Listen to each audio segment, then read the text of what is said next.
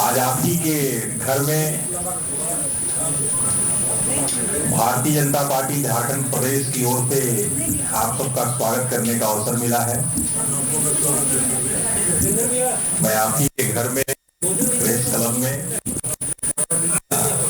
प्रदेश Bharatiya Janata party की ओर से स्वागत करता हूं, अभिनंदन करता हूं। और जैसा कि आप सबको सूचना मिली है कि हमारे पार्टी के वरिष्ठ नेता, हम सबके अभिभावक, पार्टी के राष्ट्रीय उपाध्यक्ष और विभिन्न दायित्वों को संभालते हुए इस राज्य के लगातार यशस्वी मुख्यमंत्री के रूप में राज्य को एक नई दिशा दे रघुवर दास जी आप सबको आज संबोधित करेंगे। मैं आज की प्रेस वार्ता में उनका भी स्वागत करता हूं, अभिनंदन करता हूं। साथ में मंच पर हमारे प्रदेश के सह मीडिया प्रभारी श्री जोगेंद्र प्रताप सिंह जी और सोशल मीडिया के प्रभारी श्री राहुल अवस्थी जी भी उपस्थित हैं।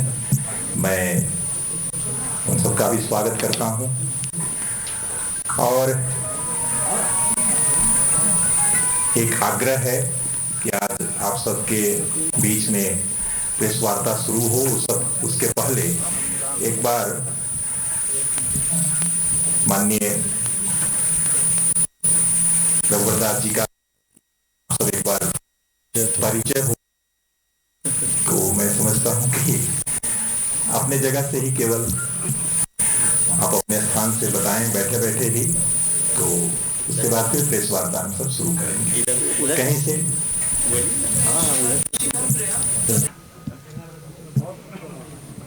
प्रेस क्लब में पहली बार आयोजित इस प्रेस वार्ता में हम सबों के बीच उपस्थित भारतीय जनता पार्टी मीडिया विभाग के प्रभारी श्री पाठक जी, सह-प्रभारी श्री जोगेंद्र प्रताप सिंह जी और सोशल मीडिया के प्रभारी श्री राहुल अवस्थी जी और प्रिंटिंग इलेक्ट्रॉनिक मीडिया के सभी मेरे साथियों, मैं सर्वप्रथम संबोधन के पहले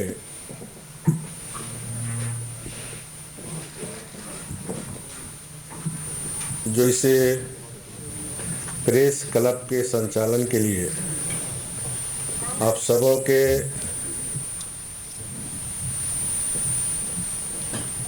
लोकतांत्रिक ढंग से जो आप सबने चुनाव कराए, तो मैं सर्वप्रथम नवनियुक्त प्रेस क्लब के अध्यक्ष सहित पूरे टीम को, पूरी कार्यकारिणी सदस्य को बहुत बहुत साधुवाद, धन्यवाद। और आशा है कि ये जो भव्य प्रेस क्लब है, जो नए नवनियुक्त पदाधिकारी उनके अगुवाई में देश में एक अमिट छाप कि प्रेस क्लब छोड़े, ऐसी आशा झारखंड की 3.25 करोड़ जनता को है। पिछले दिनों में जब प्रेस कॉन्फ्रेंस किया था तो आप कुछ साथियों की डिमांड थी कि एक बार प्रेस क्लब में भी आपका पदार्पण हो, और उसी निमित्त आज प्रेस क्लब में आप सब साथियों से मिलने का सौभाग्य प्राप्त हुआ।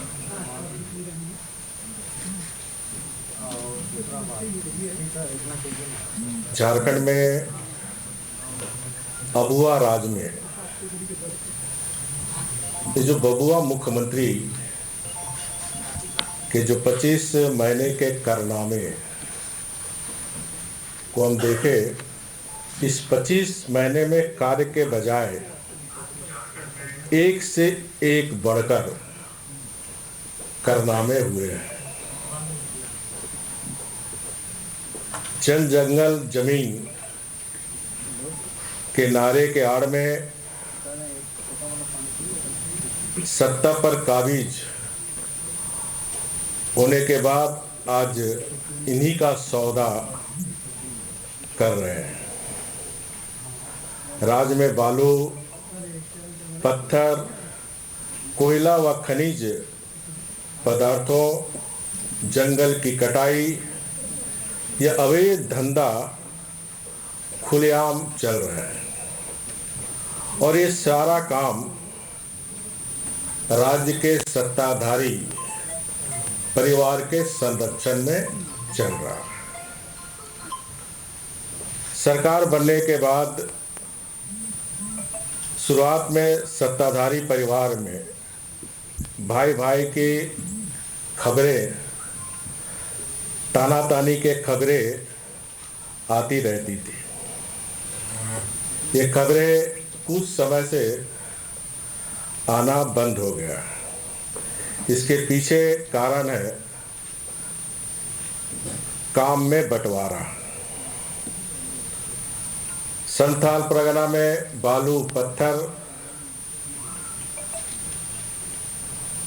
और कोयले का अवैध धंधा एक भाई के जिम्मे आ गया। वहीं कोयले का अवैध काम दूसरे भाई के संरक्षण में चल रहा है। ये अवैध काम पूरी तरह से संगठित रूप से चल रहा है। पुलिस प्रशासन को भी इस काम में लगाया गया। हर जगह इन दोनों आदमियों की अनुमति के बिना कोई भी काम नहीं कर सकता, चाहे किसी के पास सरकारी अनुमति के रूप में लाइसेंस ही क्यों ना हो। और इसकी शिकायत झारखंड मुक्ति मोर्चा के माननीय विधायकगण कई बार अवैध खनन, पत्थरों की ढुलाई के खिलाफ बोलते रहे, चाहे सदन के अंदर हो चाहे सदन के बाहर हो। अखबारों में भी आप सबों के द्वारा अवैध खनन, बालू पत्थर की ढुलाई के खिलाफ समय समय पर खबरें प्रकाशित होती रहती है। कोर्ट का भी हम सब लगातार आप सबके माध्यम से कोर्ट की फटकार भी खबर में आती रहती है, लेकिन इसके बावजूद भी सरकार की ओर से इस अवैध धंधे का रोकथाम हो, लेकिन रोके तो कौन रोके। कहावत है, सैया भय कोतवाल तो डर काहे का। और ये काम आज भी निर्विवाद रूप से चल रही है। 25 माह में पूरे झारखंड में जिस तरह अवैध धंधा चल रहा है, तो एक प्रेस कॉन्फ्रेंस में हम इस बात को नहीं कह सकते। और इसीलिए आज की प्रेस कॉन्फ्रेंस में 2 प्रमंडल, संथाल परगना और कोरहान प्रमंडल में जो अवैध धंधे हो रहे हैं, उन संदर्भ में ही आज चर्चा होगी। बाकी के प्रमंडल के बाद के फिर किसी दिन प्रेस कॉन्फ्रेंस के माध्यम से जनता को अवगत कराने का काम हम करेंगे। पहला है बालू घाटों की बंदोबस्ती। वर्तमान सरकार बालू घाटी के नीलाम के मामले में काफी बड़ा घोटाला किया है। वर्ष 2019 में जब भारतीय जनता पार्टी की सरकार थी, तो उसके कार्यकाल में राज्य में विभिन्न जिलों में अवस्थित बालू घाटों के संबंध में एक्शन ऑफ इंटरेस्ट मांगे थे और पूरी प्रक्रिया के तहत सफल कंपनियों तथा व्यक्तियों के विषय में निर्णय भी लिया जा चुका था। इस बीच सरकार बदल गई। प्रक्रिया पूरा होने के बावजूद भी जो वर्तमान सरकार संबंधित पट्टों का निष्पादन करने के बजाय सभी मामले को लंबित रखा गया। 25 माह बीत जाने के बाद भी स्थिति यथावत बनी हुई है और इसके पीछे कारण था अवैध बालू का धंधा। और मेरी जानकारी में है कि एक जो बॉम्बे की कंपनी, उससे सरकार में बैठे हुए लोग 15 करोड़ रुपए मांग रहे हैं। अब वो डर रहे हैं कि हम 15 करोड़ रुपया दें, फिर सरकार क्या करेगी नहीं करेगी। और इसी आड़ में आज 25 महीने होने जा रहे हैं, बालू की घाटी की नीलामी नहीं हुई। और हम सब ने देखा बालू माफियाओं के में अवैध बालू खनन के कारण कई पुलों क्षतिग्रस्त भी हुए। इसी तरह संथाल परगना में दुमका, शिकारीपाड़ा, जामा, रामगढ़ में अवैध बालू का उत्खनन जोरों पर है। जामा के बुरबुरी नदी से रोजाना 20 लाख रुपए से ज्यादा की बालू सरकार के संरक्षण में बाहर भेजी जा रही है। झारखंड की पहचान व सौंदर्य यहाँ के पहाड़ और पर्वत है। हेमंत सरकार की सरपरस्ती में झारखंड में पत्थरों का अवैध धंधा चरम पर है। संथाल परगना में माफिया राज चल रहा है। यह बात उच्च न्यायालय को भी कहनी पड़ी। खदान हो या रेलवे साइडिंग पर ढुलाई, बिना दुमका के जनप्रतिनिधि व उनके गुर्गों की अनुमति के बिना कोई काम नहीं हो सकता। दुमका के जनप्रतिनिधि लैंड माइनिंग कंपनी के जरिए शिकारीपाड़ा प्रखंड में अवैध खनन व क्रेशर चलाकर जाली कागजात के जरिए रेलवे साइडिंग के माध्यम से 100 करोड़ रुपए के पत्थर ढोने की खबरें समाचार पत्र में आई। हमारे समय, मैं आपको जानकारी दूं, हमारे समय भी मेमर्स लैंड माइनिंग कंपनी के द्वारा पाकुड़, देवघर और बोकारो जिले से बड़े पैमाने पर पत्थर का अवैध खनन कर बांग्लादेश भेजने की जांच की गई। जांच में अवैध खनन का मामला सही पाया गया। पाकुड़ के उपायुक्त 803 दिनांक 8/3/2018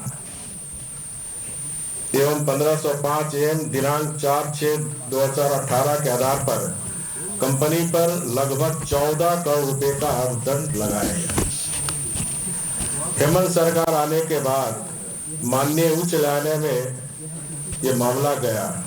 माननीय न्यायालय के आदेश के आलोक में अर्थदंड की राशि 11 करोड़ रुपए, बाद में 8 करोड़ रुपए निर्धारित हुई।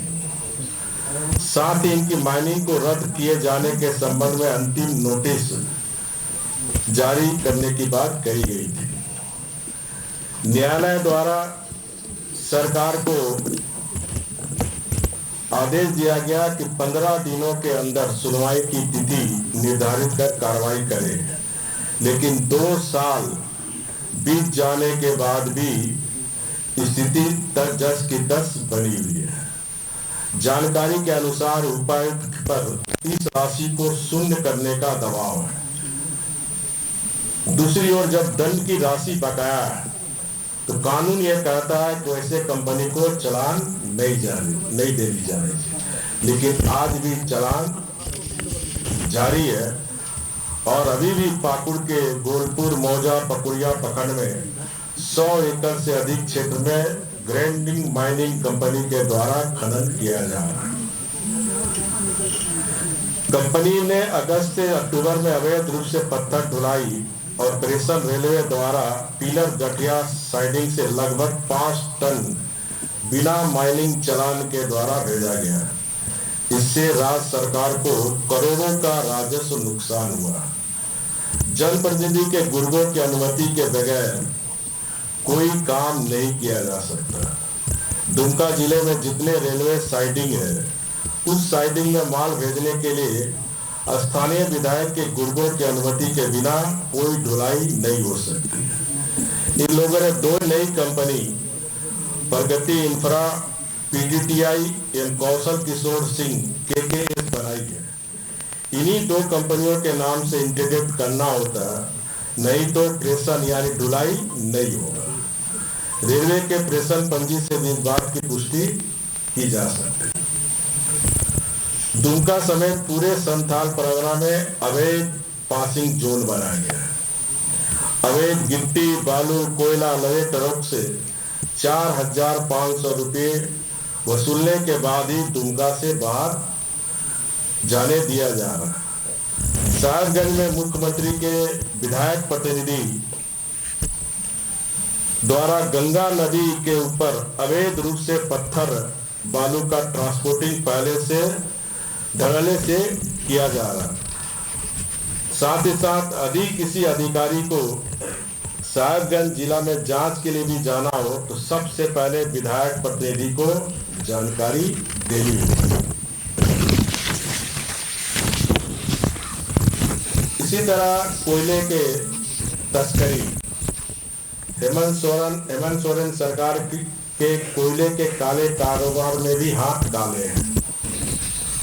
कोयले में माफियाओं का ऐसा नियंत्रण है कि राज्य में सरकारी कंपनियों को भी कोयले निकालने नहीं दिया जा रहा है। कोल इंडिया के चेयरमैन श्री प्रमोद अग्रवाल ने भी झारखंड में हो रहे कोयले चोरी पर चिंता जताते हुए इस पर अंकुश लगाने की बात कही।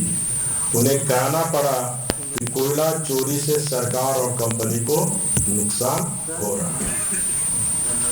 दुमका के कल्याणपुर और बादलपुर में अवैध कोयले के कारोबार की जानकारी हर किसी को है।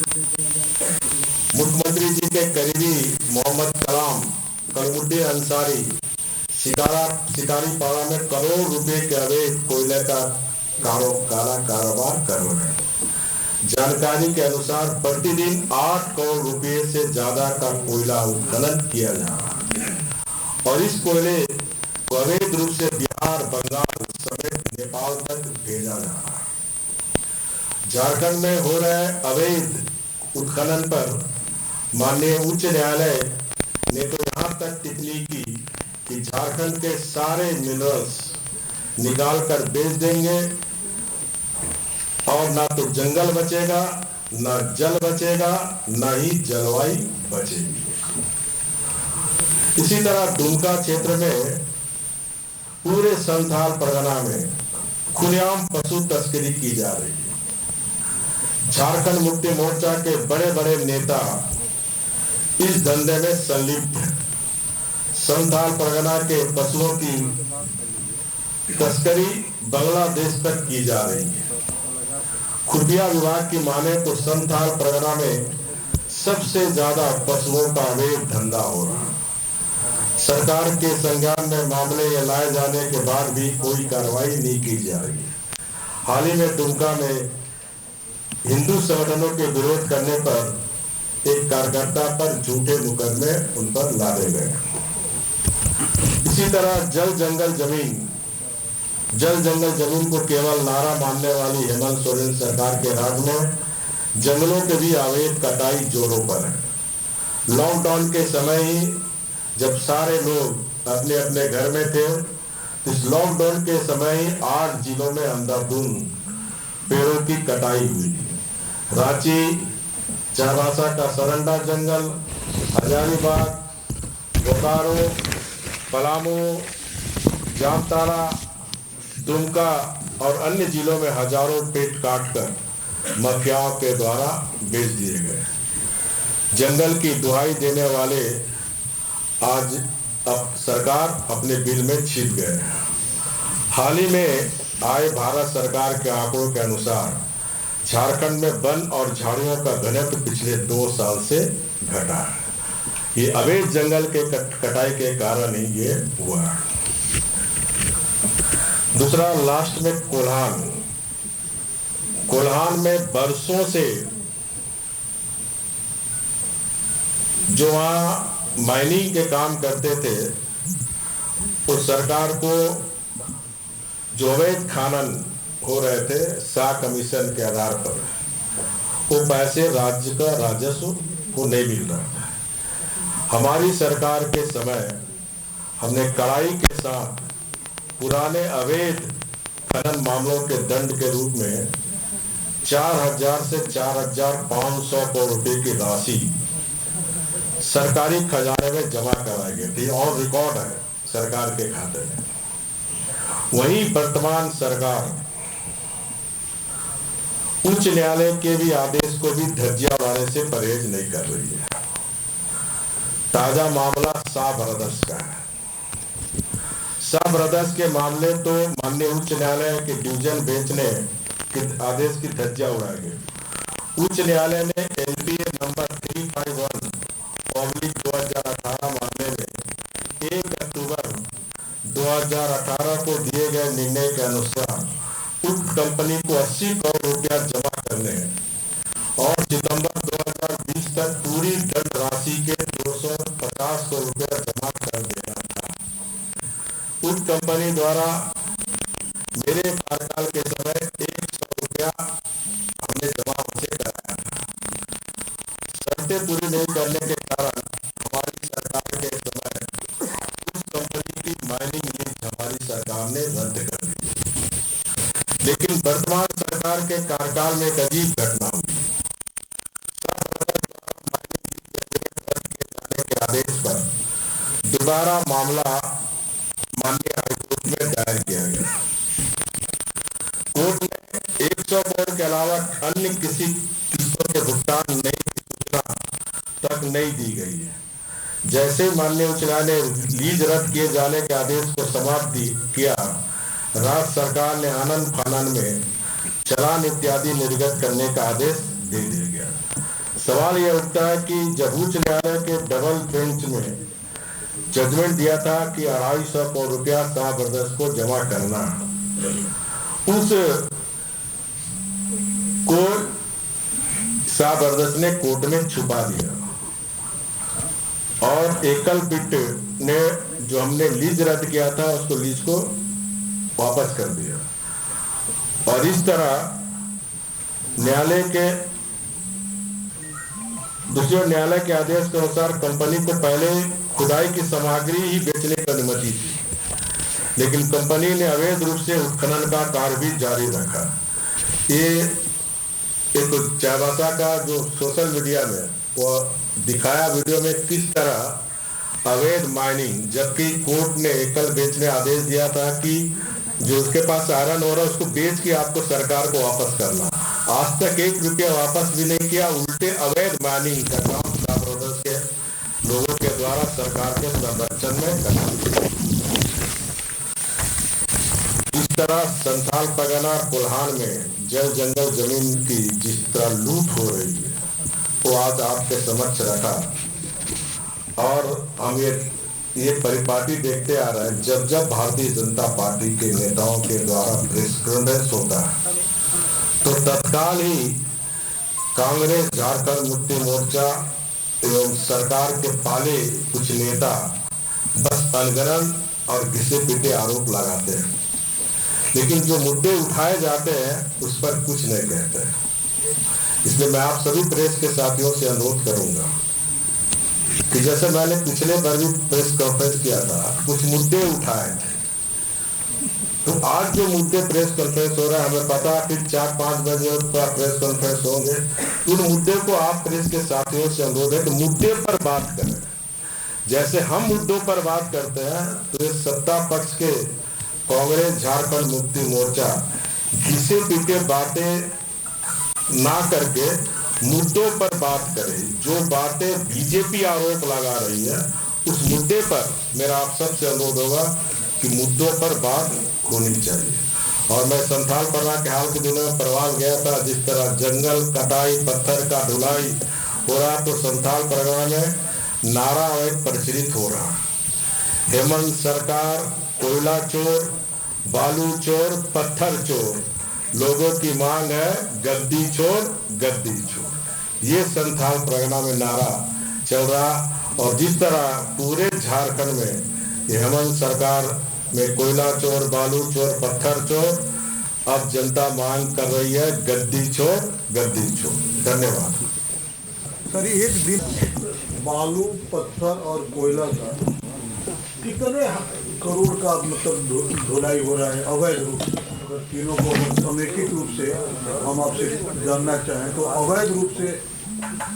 देखिए, तो आकलन नहीं किए, लेकिन हमें लगता करोड़ों करोड़ रुपया, मतलब 100 करोड़ से भी ज्यादा, क्योंकि लगातार चल रहा है ना। अब खाली संथाल परगना का 2 कोयला, बादलपुर और कल्याणपुर से एवरीडे 8 करोड़ का कोयला रात में, एवरीडे। अभी तो बोकारो, इधर पलामू का बालू का घोटाला तो अलग है, पर दिन 1000 ट्रक पलामू से जा रहा है। बोकारो, चंदपुरा, रामगढ़, इधर कोयला का धंधा अलग अलग है।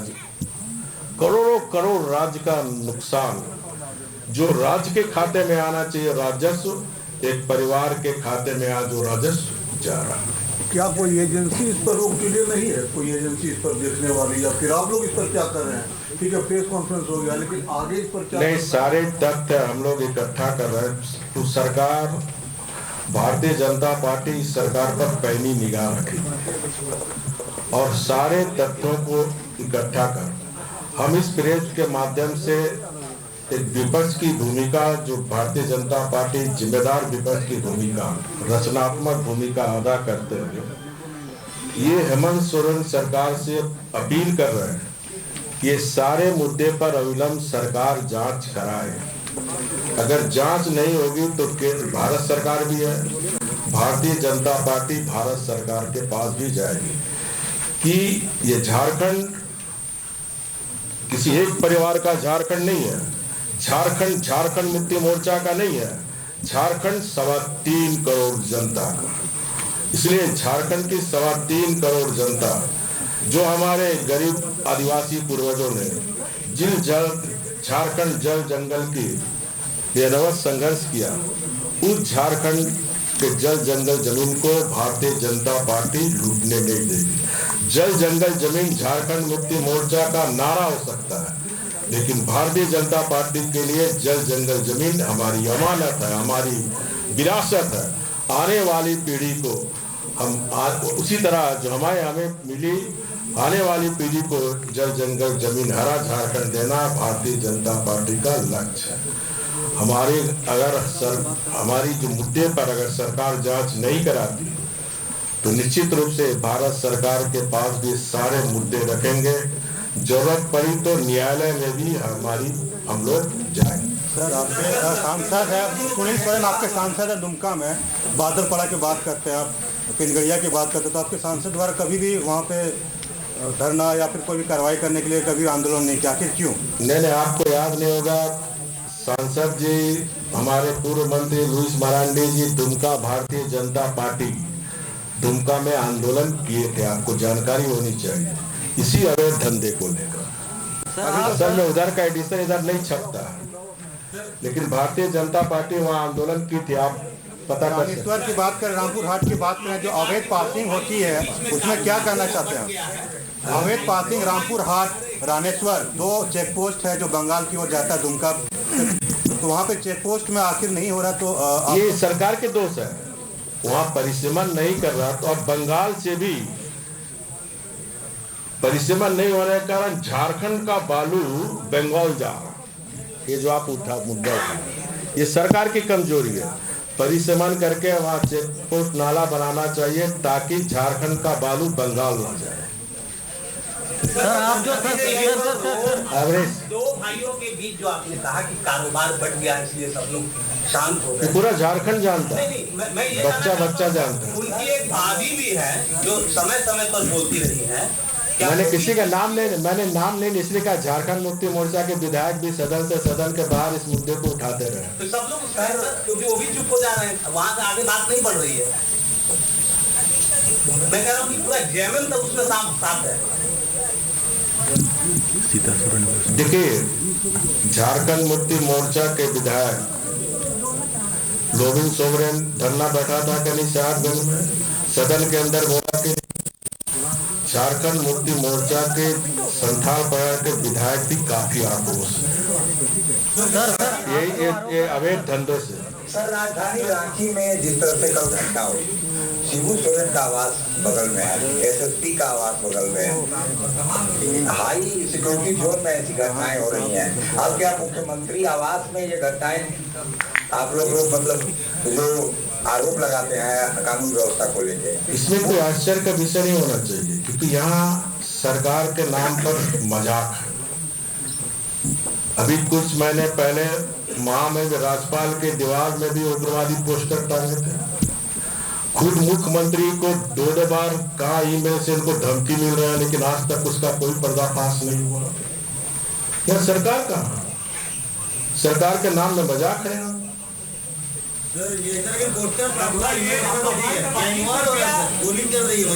चलेगी भैया, ये तो मैं खाली बोला ना, अवैध पत्थर भू माफिया का भी सरकार पर संरक्षण है। रांची में प्रशासन के साथ मिलकर किस तरह जमीन का भू माफिया लोग कब्जा कर रहा, समाचार पत्र रंगों से भरा रहता है जमीन के माफिया से। कमिश्नर रिपोर्ट दे रहा, लेकिन डीसी सरकार कार्रवाई नहीं कर रही है। यह अवैध जमीन का भी धंधा बड़ा धरना चल रहा है, खाली अवैध पत्थर बालू कोयला का नहीं, अवैध जमीन का भी, अवैध जमीन का भी धंधा। ये सत्तारूढ़ दल का नारा है, सरकारी प्लॉट हमारा है। सिर्फ रांची नहीं, सारे जगह में इन लोगों का नारा है, जितने झारखंड में सरकारी जमीन है वो सारा प्लॉट हमारा।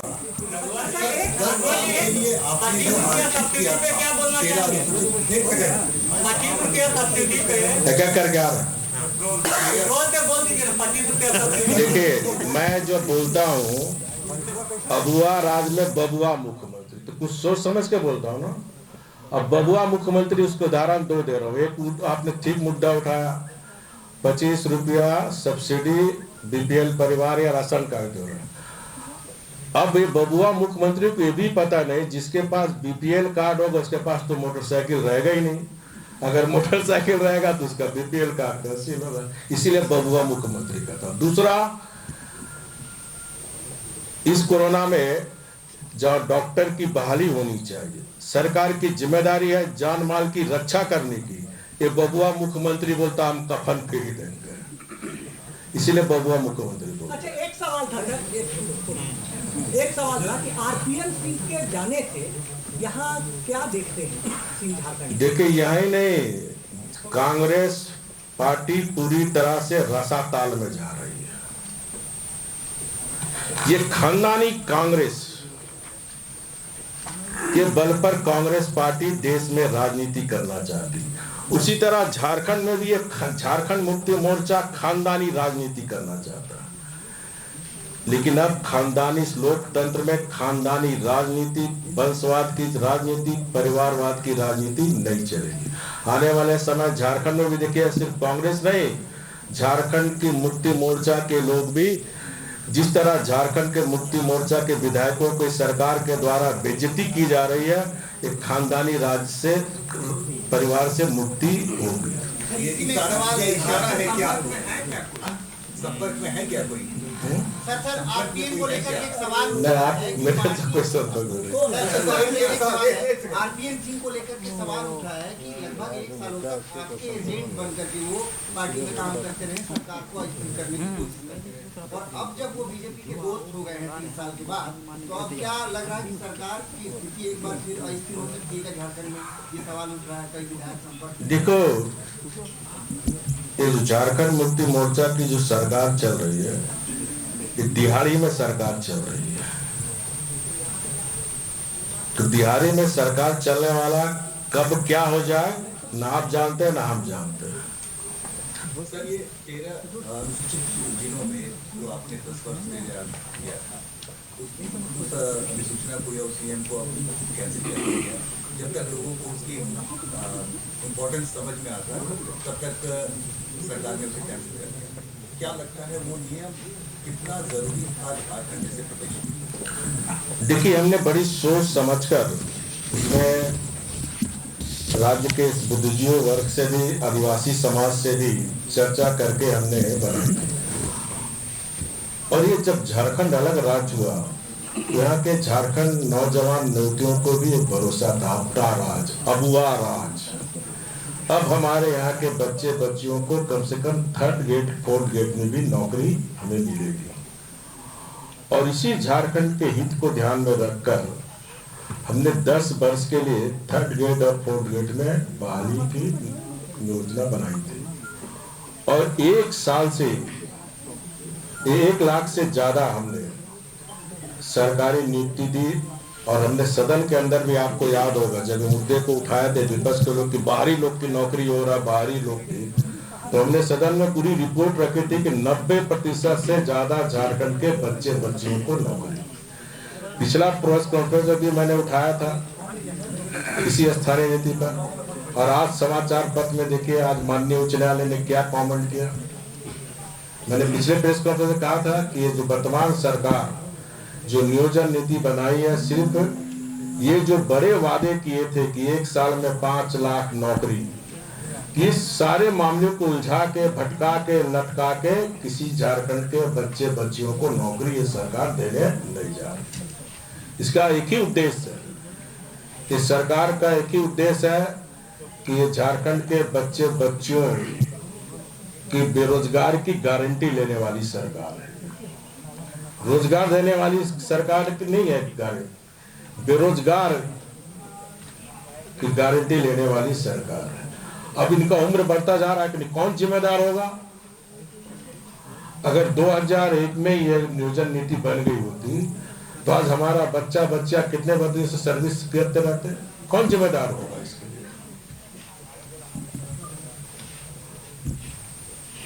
और जब युवा सड़क पर उतर जाता है, आज सड़क पे है ना युवा, आने वाले समय में सरकार सड़क पर रहेगी। सर, आपको आज जो भी आरोप लगाए हैं सर, पंचायत सचिव के जो सफल अभ्यर्थी है अभी सड़कों पर बैठे हुए हैं राजभवन के सामने। ये कहना है कि ना सरकार उनकी मांग नहीं सुन रही है और नियुक्ति पत्र मिलना तो नियुक्ति पत्र भी नहीं मिलता। नहीं, देखिए, सिर्फ वही नहीं, पंचायत सचिव तो 3000 समथिंग था, उसी तरह हमने 6000 और वैकेंसी निकाला था, स्पेशल ब्रांच एंड अदर का, सब रद्द कर दिया।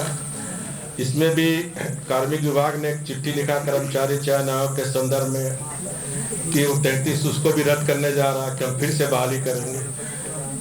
देखिए, ये झारखंड के बच्चे बच्चियों के भविष्य के साथ ये सरकार खिलवाड़ कर रही है।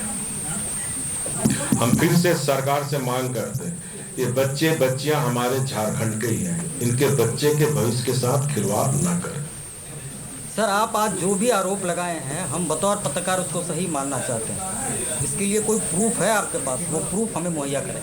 तो आपको तो पूरा आंकड़ा देकर हम बताया भैया। सर, मैं इसका डॉक्यूमेंट मांग रहा था, प्रूफ मांग रहा था कि आपके तरफ से अभी आरोप लगाए गए हैं कि इतने कोयला। मैं कोई भी आरोप नहीं, मैं कोई भी एक बात सादा ना भैया, मैं कोई भी आरोप लगाता हूँ तथ्य के आधार पर। मैं सुनो भैया, हल्के राजनीति मैंने कभी हल्के शब्द का प्रयोग नहीं किया। ये अब सरकार बताए, आप जब सरकार प्रेस कॉन्फ्रेंस करता है उसके प्रतिनिधि, तो आप सरकार से पूछो, अगर है गलत है तो मेरे पर मानहानि केस करें, मैं स्वीकार कर, आप उससे पूछो। आपसे संबंधित एक प्रश्न है भैया, आप जनसंवाद में एक आदेश किए थे भूमाफियाओं के खिलाफ, 33 लोगों का आपने रजिस्ट्री कराया था, वही आदेश दिया था, बनवाल जी बैठे हुए थे। इस सरकार ने 3300 को अवैध घोषित कर दिया, आपके आदेश को भी अवैध घोषित कर दिया। एजी कोऑपरेटिव का जो मामला था, जायसवाल का जो रजिस्ट्री का, उसमें 35 लोगों का आपने। अरे मैं आज तो समाचार पर देखा, कौन हम लोग का पुराना था, रविंद्र टैगोर, वो जमीन भी कब्जा कर रहा, आप ही लोग छापे हैं भैया। रविन्द्रनाथ टैगोर जी का जमीन आज समाचार पत्र में छापा है, कहीं छोड़ रहा है लोग किसी को। लेकिन आपके आदेश को ही उल्टा कर दिया उन्होंने, गलत आदेश। हर काम तो उल्टा कर रहा, तो सीधा कौन काम बताइए एक भी? सरकार सीधा काम किया। सर, एक का मामला हो या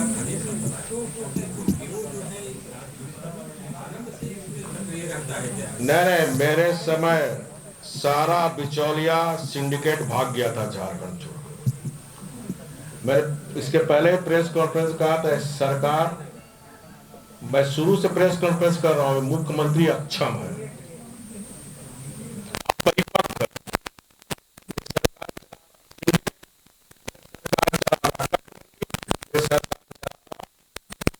गलत काम करने वालों को चाहिए सिर्फ पैसा पैसा पैसा। सर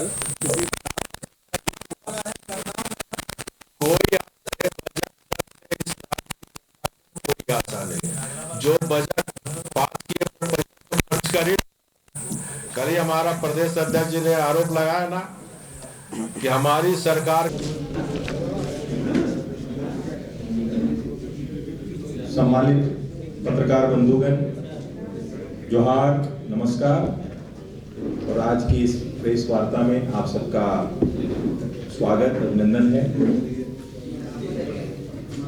हमारे बीच मंच पर पार्टी के वरिष्ठ नेता, राष्ट्रीय उपाध्यक्ष और इस राज्य के यशस्वी मुख्यमंत्री रहे श्रीमान रघुवर दास जी मंच पर विराजमान हैं। आज की प्रेस वार्ता में मैं उनका स्वागत करता हूं। उनकी बाईं ओर हमारे साथ हमारे मीडिया में सहयोगी प्रदेश के सह मीडिया प्रभारी श्री जोगेंद्र प्रताप सिंह जी भी उपस्थित हैं। मैं उनका भी स्वागत करता हूं और श्रीमान रघुवर दास जी से आग्रह करता हूं कि आज की प्रेस वार्ता में आप सबके बीच ये बात रखें। माननीय रघुवर दास जी, सेवा चला जाएगा। आज के इस प्रेस वार्ता में मेरे साथ झारखंड प्रदेश भारतीय जनता पार्टी के मीडिया प्रभारी श्री शिवपूजन पाठक जी, सह प्रभारी श्री जोगेंद्र सिंह जी और इस पत्रकार वार्ता में सभी प्रेस से आए इलेक्ट्रॉनिक प्रिंटिंग मीडिया के साथी हैं। मैंने 28 दिसंबर को 28 फरवरी को मैंने ग्रैंड माइनिंग कंपनी पर कुछ सवाल उठाए थे। इस संदर्भ में सत्ताधारी परिवार की भक्ति में लीन झारखंड मुक्ति मोर्चा के एक नेता ने प्रेस के माध्यम से लोगों को गुमराह कर सच पर पर्दा डालने का काम किया, जबकि वास्तविकता यह है कि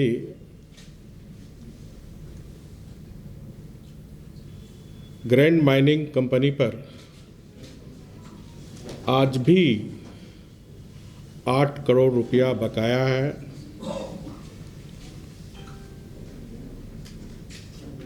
और एक एडीसी के दस्ता में कमेटी बनाकर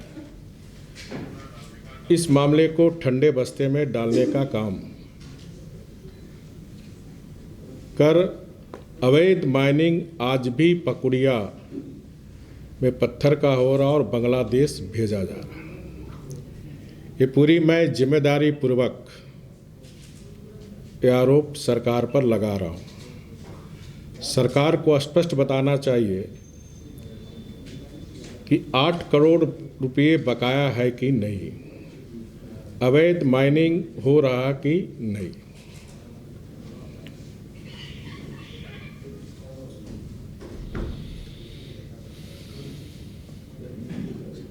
उस ग्रैंड माइनिंग कंपनी में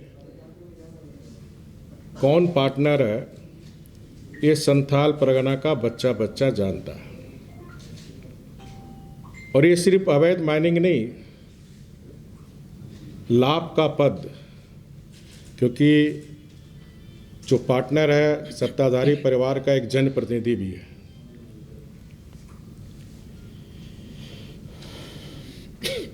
और उस सरकारी लीज में लाभ का पद बनता है। इसलिए अविलंब बसंत सोरेन जी की सदस्यता समाप्त होनी चाहिए, स्वयं त्याग पत्र दे,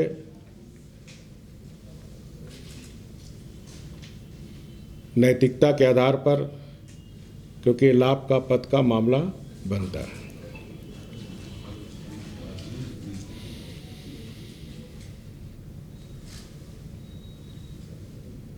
बड़े मियाँ तो एक कहावत है, बड़े मियाँ तो बड़े मियाँ, छोटे मियाँ सुभान अल्लाह।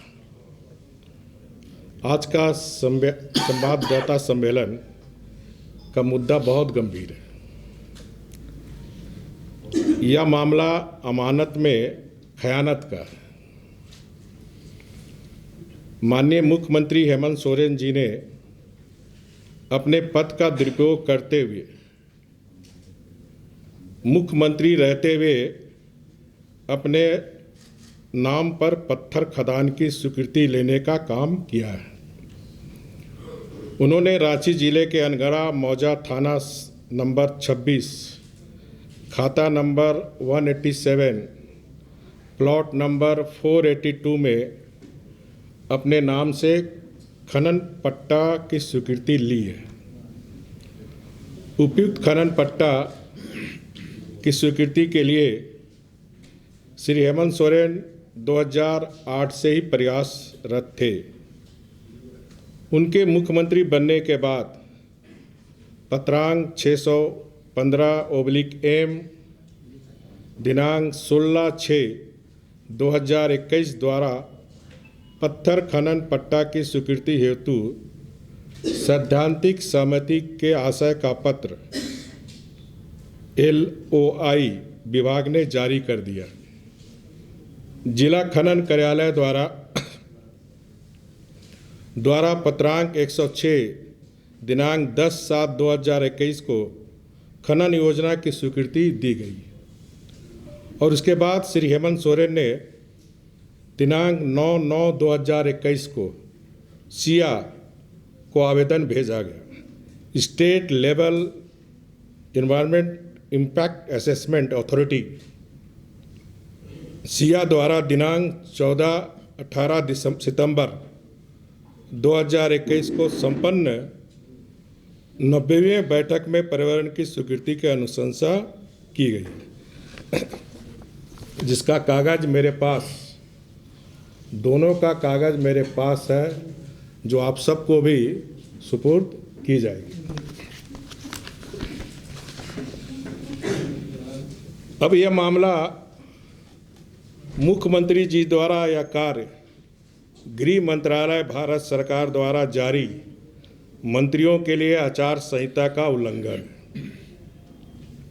साथ ही भ्रष्टाचार निवारण अधिनियम 1988 की धारा 13(1)D के तहत आपराधिक कृत्य है। केंद्र सरकार का यह कोड ऑफ कंडक्ट केंद्र सरकार के मंत्रियों और राज्य सरकार के मंत्रियों पर भी लागू होता है। चूंकि हेमंत सोरेन जी मुख्यमंत्री के पद को पिछले 2 साल से ज़्यादा समय से संभाल रहे हैं और सरकारी सेवक के रूप में आते हैं, यह आश्चर्य है कि मुख्यमंत्री जिसके अंदर खान विभाग है, वही विभाग खान पट्टा की स्वीकृति के लिए सैद्धांतिक सहमति का पत्र LOI जारी करता है। जिला कार्यालय उनकी खनन योजना को स्वीकृत करता है। उनके अंदर का एक विभाग पर्यावरण स्वीकृति की अनुशंसा भी देता है। यह भ्रष्ट आचरण का अकट्य प्रमाण है। यह अपने फायदे के लिए मुख्यमंत्री के पद का दुरुपयोग है, जो कि धारा 7A भ्रष्टाचार निरोधक कानून अंतर्गत दंडनीय अपराध है। श्री हेमंत सोरेन जी का उपयुक्त धारा 169 IPC का स्पष्ट उल्लंघन है। सरकार ने जिस जमीन की माइनिंग लीज पर दी है वह सरकारी संपत्ति है और मुख्यमंत्री एक सरकारी सेवक है। इस नाते उनका लीज लेना गैर कानूनी है। श्री हेमंत सोरेन जी ने लोक प्रतिनिधित्व अधिनियम की धारा 9 और संविधान के अनुच्छेद 1991 का भी उल्लंघन किया है। चूंकि पत्थर की माइनिंग बिना लीज के कोई आदमी नहीं कर सकता, अतः हेमंत सोरेन की सरकार के द्वारा लीज देना सरकार का कार्य करना है। अतः धारा 9 के तहत श्री हेमंत सोरेन को डिस्क्वालीफाई करनी चाहिए। हेमंत सोरेन जी भारत सरकार के द्वारा जारी कोड ऑफ कंडक्ट के भी दोषी है। कोड ऑफ कंडक्ट के अनुसार कोई भी मंत्री, मुख्यमंत्री किसी तरह का व्यापार नहीं कर सकता। फिर भी हेमंत सोरेन जी मुख्यमंत्री के पद पर रहते हुए सरकार चलाते हुए अपने नाम से व्यापार कर रहे हैं।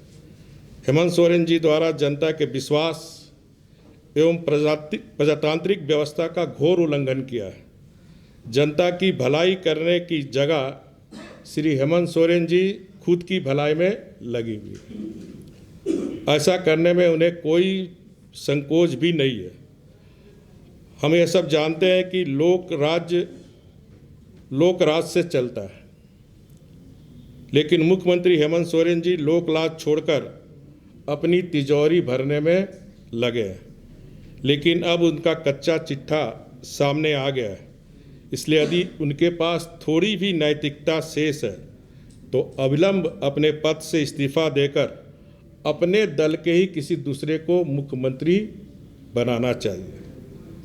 और एक अंत में एक कविता कहते हुए, शीशे की अदालत में पत्थर की गवाही है, शीशे की अदालत में पत्थर की गवाही है, कातिल ही मुफाविज है, कातिल ही सिपाही है। धन्यवाद।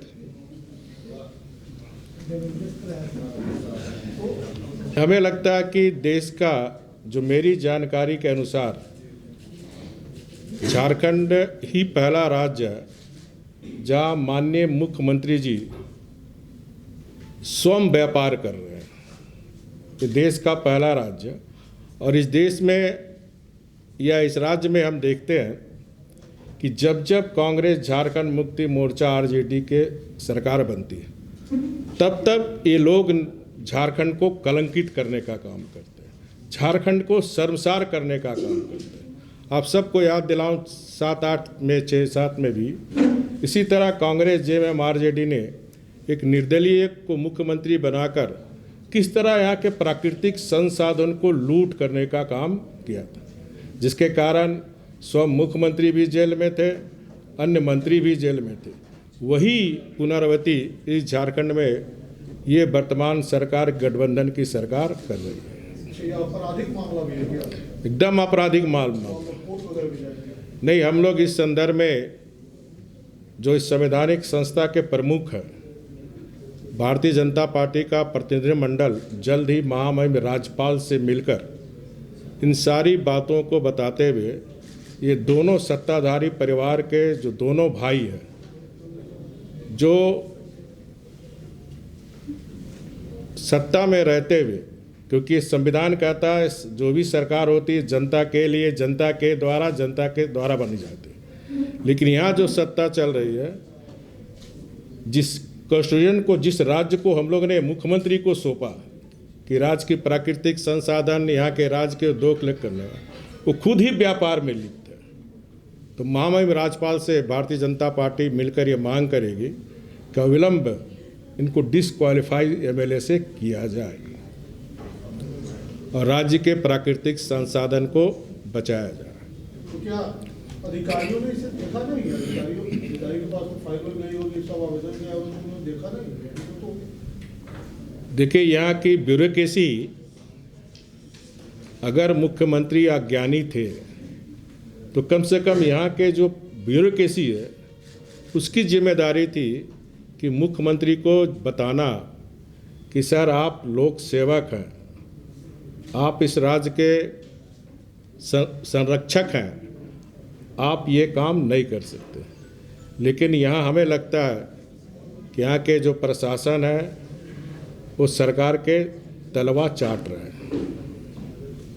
सर, कल प्रधानमंत्री जी ने अपने भाषण में झारखंड का भी जिक्र किया है और कहा है कि परिवारवाद झारखंड को भी, इस तरह से पंजाब उत्तर प्रदेश का भी उदाहरण देते हुए झारखंड का भी जिक्र करते हुए कहा कि यहाँ भी परिवारवाद हावी है और विकास में बाधा है। ये जो मैं आज प्रेस कॉन्फ्रेंस कर रहा हूँ तो परिवारवादी, मैं शुरू से बात को कह रहा हूँ कि परिवारवाद लोकतंत्र के लिए खतरा है और ये परिवारवाद 26 महीने सरकार को होने जा रही है, जनता के सारे काम बंद है। सिर्फ परिवारवाद का तिजोरी कैसे भरे, अवैध पत्थर से, अवैध कोयला के व्यापार से, अवैध बालू के व्यापार से, ये जो प्राकृतिक संसाधन, जो जल जंगल जमीन हमारी अमानत है, उस अमानत को किस प्रकार ये परिवारवाद जो सत्ताधारी बैठे हुए हैं, जल जंगल जमीन की लूट हो रही है। जमीन के मामले में मैं दूसरे बार प्रेस कॉन्फ्रेंस करूंगा तो जमीन की भी किस तरह लूट हो रही है। इस सरकार के संरक्षण में ये आगे के प्रेस कॉन्फ्रेंस में ये बातें किस तरह सत्ता के संरक्षण में ये जो सरकारी जमीन है किस तरह बंटाधार हो रहा, और आप लोग लगातार इसको समाचार पत्र और मीडिया में दिखा भी रहे हैं। तो अगला जब भी प्रेस कॉन्फ्रेंस होगी तो सिर्फ जमीन संबंधित ही रहेगा। सर, इससे पहले आपने प्रेस कॉन्फ्रेंस किया तो आपकी सरकार में जो मोमेंटम झारखंड हुआ था उसमें टॉपिक और ये उसकी जांच फिर से जो है एसीबी को सौंप दी गई है, जबकि विधानसभा में इसका उत्तर मैं ऑलरेडी दे चुका हूँ। इस बार भी प्रेस कॉन्फ्रेंस नहीं, अभी आज का मुद्दा की गंभीरता को आप समझे। मैं बार बार सरकार से हटने के बाद बार बार कह रहा हूँ, सांच को आँच किया। 26 महीने हो गए, आज तक एक भी दाग ये सरकार नहीं खोज पाई। मैंने 5 साल ईमानदार सरकार दी, ईमानदार प्रशासन दिया था। धन्यवाद। सर आज पहला चरण का चुनाव यूपी में हो रहा है, आप राष्ट्रीय उपाध्यक्ष भी हैं, क्या कहेंगे अब आज पहला नहीं, जिस तरह मैं भी टीवी देख रहा था, जिस तरह वोट का परसेंटेज लोग घर से निकलकर अपने मत का प्रयोग कर जो वोट पोल हो रहा, वो निश्चित रूप से भारतीय जनता पार्टी के पक्ष में, और 4 राज्य में कहीं किंतु परंतु नहीं है। 4 राज्य में भारतीय जनता पार्टी के नेतृत्व में स्पष्ट बहुमत की सरकार बन रही है।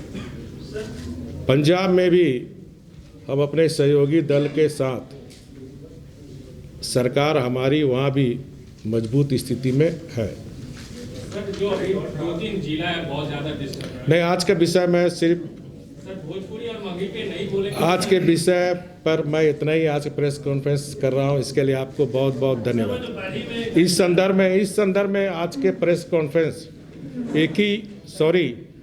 कृपया आप सब क्षमा चाहता हूं, आज के प्रेस एक ही मुद्दे पर था, ये जो सत्ताधारी परिवार के द्वारा जो प्राकृतिक संसाधन जिसे हम रक्षक बनाए वही हमारा भक्षक बनकर जो इस राज्य को लूट रहा, उसी के संदर्भ में आज का प्रेस कॉन्फ्रेंस था। बहुत बहुत धन्यवाद।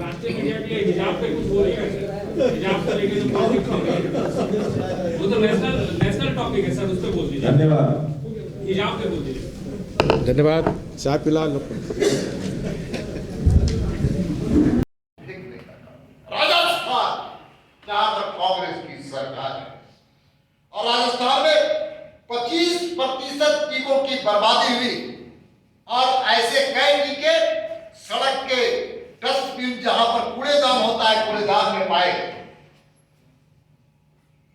कांग्रेस चाहती थी कि वैक्सीन और वैक्सीनेशन का जो प्रोग्राम है उसको असफल किया। मैं बहुत जिम्मेवारी पूर्वक कह रहा हूं, मैं ये भी कहना चाहता हूं पंजाब में वैक्सीन केंद्र सरकार के द्वारा भेजे गए वैक्सीन प्राइवेट हॉस्पिटल में 1565 रुपए में कालाबाजारी करने का छूट कांग्रेस की सरकार ने दिया। इसलिए आज का दिन हम सब लोग प्रधानमंत्री जी के प्रति आस्था व्यक्त करते हुए उनका अभिनंदन करते हुए उनको साधुवाद देना चाहते हैं कि उनके नेतृत्व में भारत आज हम कह सकते हैं कि कोरोना की लड़ाई में सबसे अव्वल दर्जे में शामिल हुआ है और पूरी दुनिया आज उसको दाद दे रही है, मोदी जी को दाद दे। कोरोना की लड़ाई में भी प्रधानमंत्री आगे और जो आर्थिक अर्थव्यवस्था दुनिया की बिगड़ी है, कई देशों की बिगड़ी है, भारत उसमें भी सफलतापूर्वक उस लड़ाई में आर्थिक अर्थव्यवस्था की लड़ाई में भी सफल हुआ, जिसको हम कह सकते हैं कि आज भारत भी इकोनॉमी की ओर बढ़ा है। कोरोना के पहले जिस प्रकार से आर्थिक अर्थव्यवस्था तेजी से गिर रही थी, फिर से भारत के प्रधानमंत्री के नेतृत्व में जहां एक तरफ जान की चिंता करते हुए प्रधानमंत्री जी ने आम लोगों के जान की चिंता करते हुए वैक्सीनेशन से लेकर के लोगों के अनाज तक की व्यवस्था की और ऑक्सीजन प्लांट की व्यवस्था की, जो आज मुख्यमंत्री जी आज ऑक्सीजन प्लांट के उद्घाटन कर रहे हैं, वो केंद्र सरकार के द्वारा दिए गए पैसे के